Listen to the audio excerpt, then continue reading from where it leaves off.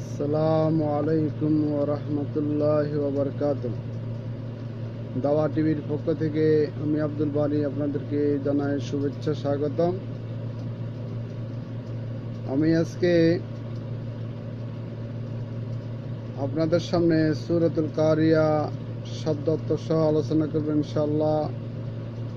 ওয়া মা তাওফিকি ইল্লা বিল্লাহ আলাইহি তাওয়াক্কালতু ওয়া ইলাইহি উনীব। সম্মানিত ভাইরা, আমি আপনাদেরকে অনুরোধ করব, আমার এই দাওয়া টিভি আপনারা রিসার্চ করবেন, সার্চ দিবেন এবং কমেন্ট করবেন। আল্লাহর জমিনে আল্লাহ দিন প্রতিষ্ঠা করার জন্য আল্লাহর কোরআনের বাণী যেন সকলের কাছে পৌঁছে যায়, সেই চেষ্টা অব্যাহত থাকবেন।